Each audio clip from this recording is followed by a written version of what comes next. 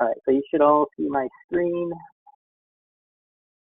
So we, over the last couple of months, we've been working on a GEFSv12 evaluation. There's been one individual from each region, as well as the Hurricane Center and WPC involved in this. And basically what we were doing is, this is going to be the first GEFS upgrade in 5 years. So it's been kind of long overdue to have an upgrade to the GEFS. And this is the GFSv3 based version of the GEFS system. A couple of key notes are the membership increased from 21 to 31 members, and the resolution is going from about 33 kilometers to approximately 25 kilometers. Retains most of the old GFS physics, just like the FD3 version of the GFS did, but the microphysics scheme is much improved with 5 phases in this version. And there's also an updated method to generating the initial perturbations. And one note is it still runs out to 16 days, but the 0Z extension actually runs out to day 35. So that's a little background on this version of the GEFS. If approved, the implementation is expected in the 4th quarter of this fiscal year. So one thing that was different about this evaluation is past GEFS evaluations have been completely statistical, but this one they wanted to have a subjective component. So they asked for volunteers for each region. I sent that out to all the students, to all of you, back, I don't know, late last fall. But nobody was really interested, which is understandable. It was a very time-intensive evaluation. That was one of the things they said up front. It was expected to be really commit a lot of time to it over the course of a month and a half or 2 months, and it's a pretty rough time of year.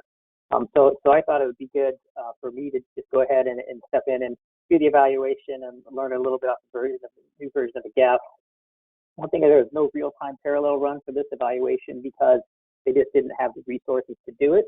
So what they did is they did a bunch of retrospective runs covering a 2.5-year period, basically from the summer of 2017 to this current winter. Only did 0Z cycles, and they ended up generating retrospect cases for 44 different events. Covered a full spectrum of meteorological phenomena from hurricanes, winter storms, heat waves, Arctic outbreaks, heavy rain events, et cetera, severe weather events. And so they came in, they wanted to have a much needed objective component to the evaluation. So they assigned us a bunch of cases, like I had 7 cases to look at where I was the primary reviewer, or the only reviewer, and they were of course mostly central region focused. And so I'm going to go through some of those just very briefly and talk about some of my takeaways from the evaluation. I have a much longer version of this presentation if anybody's interested. It's about 60 slides long and it goes into more in-depth review. Here's the cases that I reviewed. The big historic Central U.S. bomb that Lance talked about last month, March 2019, the big Central U.S. cyclone the following month, a couple of Arctic outbreaks, and then 3 severe weather events, Ohio Valley outbreak, a negative tilted trough outbreak, which was in Kansas and Nebraska, and then the late May 2019 series of severe weather events from last year.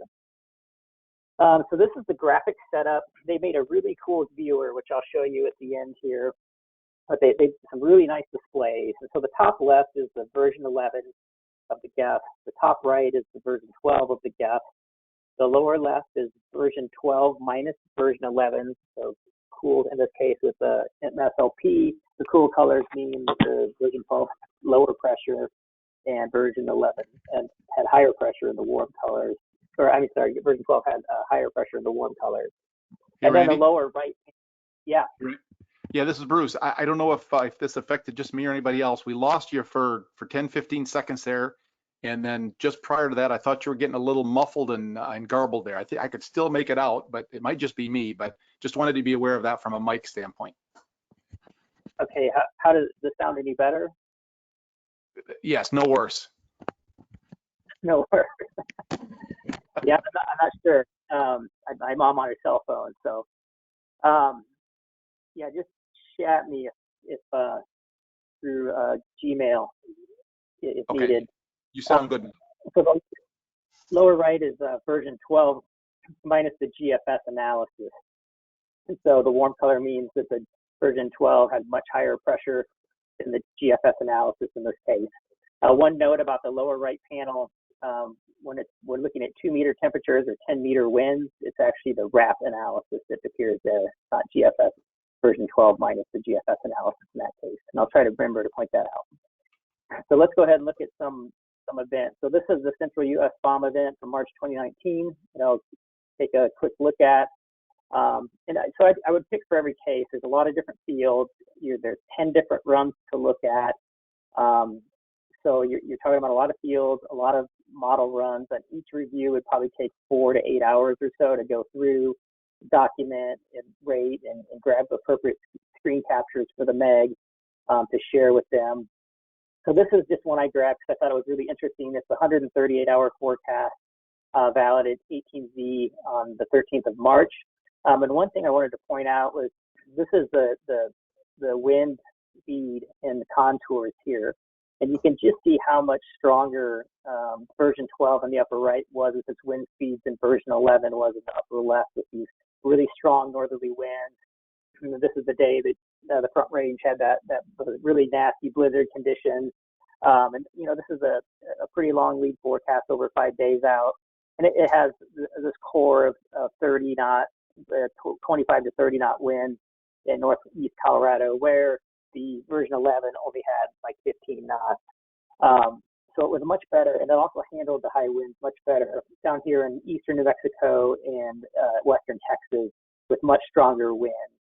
So this was just an example of the version 12 doing a much better job. In the lower right, the RAP analysis from that event, you can see the high winds into northeast Colorado and the large area of strong winds down in eastern New Mexico and Texas. So this is an example showing how much better the version 12 was handling the wind speeds, and this was fairly typical, I would say, throughout many of the reviews with the higher wind events. Now looking for the same event, looking at a 180-hour forecast, this is the intense bomb cyclone that occurred in eastern Colorado. Version 11 was showing a coherent low at this time, but version 12 is quite a bit deeper, showing a much stronger low. The position of version 11 is a little better at this time. In this case, version 12 had a low develop in eastern Colorado 24 hours earlier than version 11 did. It caught the cyclogenesis full day earlier. One thing that happened in this event is both version 11 and version 12 ejected the low far too early. They developed the low too early and ejected it much too fast. One thing also in this case, the background image here is the spread. And so you can see in version 12 that there was this higher spread on the southwest flank of where it had a low pressure system, hinting at a potential slower movement of the low pressure off to the northeast.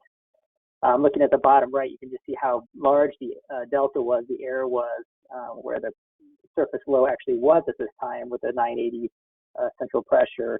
So it wasn't a great forecast, and they didn't catch on to this till we got within, 5 days or so. I guess more like the version 11 caught it about 5 days or so. Upper left, you can see how much better it's 120-hour forecast version 11 is at this time. The pressure is a little lower in version 12, but you can see how much faster it's ejecting it. And this was an event where there was like 2 days where version 11 was much better with the low pressure system, and then eventually version 12 caught back up and then was the better forecast the last few days of the run.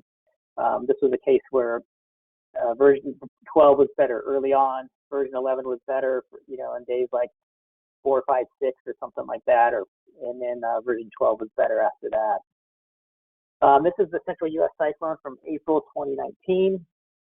Version 12 definitely handled the least cyclogenesis better than version 11 in this case. You can see it has a 997 low, where version 11 has a 1002 millibar low. So it was much deeper, it had a better location. In general, I would say that in the cases I looked at, version 12 handled cyclogenesis in the lee of the Rockies better pretty consistently than did version 11. And this is an example you can see in the lower left, the pressure in version 12 is lower than version 11 in the cool colors. And then you look at Kansas and Missouri and Oklahoma in the lower right, and it's lower than version 11, but it's still far too high compared to reality. But this is a 10-day forecast, by the way. This is a 240-hour forecast. So just an example of how version 12 tended to handle leaf cyclogenesis better. It also tended to do a little bit better with precipitable water plumes. This is an example from that same event, a 216-hour forecast. In the upper left, you can see that version 11 has a half an inch of PW up to about the Nebraska-Kansas border, where version 12 in the upper right has that all the way up into South Dakota. And in reality, it got up to about Sioux City. So better, it got up to the almost to the North Dakota border for the half inch. And then if you look at the 3/4 inch, it's way down in southern Texas and Texas version 11 up to about Wichita in version 12 on the upper right. And in reality, it got up to about Sioux City. So it definitely had a better forecast at this time. So it tended to do a better job with the gradients at like on the northern end of a moisture plume than did version 11. Version 12, partly because of the higher resolution, definitely showed better, tighter gradients. Here's an Arctic outbreak from 2019. This was that huge Arctic outbreak. There was a bunch of sites, or several sites that set all-time record lows in Wisconsin, Illinois, and Iowa. 703 daily record lows on the 30th and 31st. So this is an interesting thing. The two Arctic outbreaks I looked at were quite interesting. So version 12, this is 850 millibar temperatures here. And version 12 is much better, 2 to 3 degrees colder with the temperatures plunging into the Great Lakes, like in Green Bay area. Version 12 is minus 24 C, while version 11 is only minus 21. Definitely better along the Front Range in Colorado and up into Wyoming. In northeast Colorado, it was minus 3 in version 12. It was minus 9 in version 11, and the analysis was plus 3 Celsius. And this was one consistent thing that I saw was that version 12 was better in areas of complex terrain with temperatures especially. So it's better at 850, decidedly so. However, if you look at the 2-meter temperature forecast this far out, this is again a 240-hour forecast with a very long range. The 11 was clearly better here, 3 to 5 degrees colder than version 12 across the Great Lakes. It was really a good forecast for days 9 and 10 and from the version 11. So you'll see, like let's look at eastern Iowa, we have minus 3 to minus 8 in version 11. In version 12, it's plus 2 to minus 3 or so. And in reality, it was minus 8 to minus 13. So even though it was better at 850, version 12 was poorer at the 2-meter temperatures. In both the Arctic outbreaks I looked at, version 11 did better with the 2-meter temperatures earlier, was ahead of version 12 in both instances. Meanwhile, version 12 was better at 850. So there's something going on in that. Something we'll talk about, and Jeff Manikin is going to be looking into this issue. So here again, moving forward to 144-hour forecast, version 12 definitely better with the temps, again 3 degrees Celsius cooler across the Great Lakes, verified better. You can see in the lower left just how it's cooler or colder at 850 across all the Great Lakes, northern plains, and that verified well. However, by this time, we'll move forward one day, the 120-hour forecast. By this time, version 12 surface temperatures are much better than version 11. Still handling the Rockies much better, and now it's doing a better job over the Great Lakes and the northern plains, where version 11 remains far too cold at this point. So even though version 11 started off a little better with the 2-meter temperatures, version 12 overtook it by day 6. So moving forward to 500 millibar heights, I just wanted to show an example. One thing we always talk about is the underspersion at version 11. I saw a lot of examples of this where the black is the verifying height contour, the red is the mean, and the blue is all the individual members. And you can see in version 11, it's near or very near the outside of the distribution. In some cases, is right on the edge. And in version 12 in the upper right, it was much better. It was a better forecast, and it wasn't outside the envelope.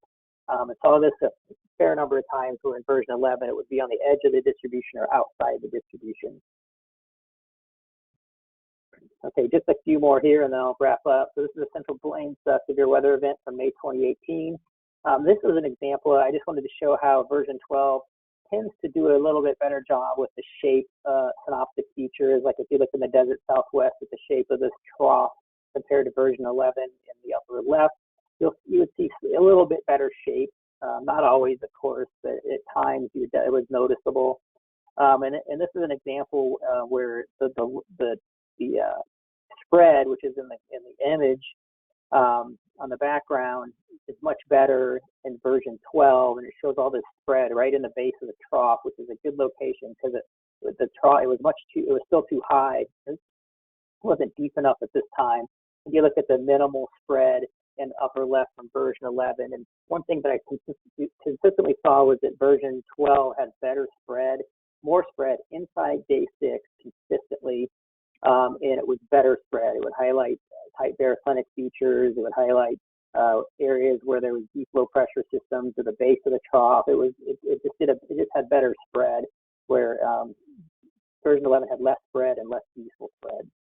This is a jet streak image from a 120-hour forecast. It's the contours, the black contours of the wind speed and knots. And I just wanted to show there's 3 primary jet cores in this image of note. There's one in the desert Southwest, where you can see this little 80 knot area around the 4 corners. And if you look to the upper right, there's a large 80 knot area in version 12.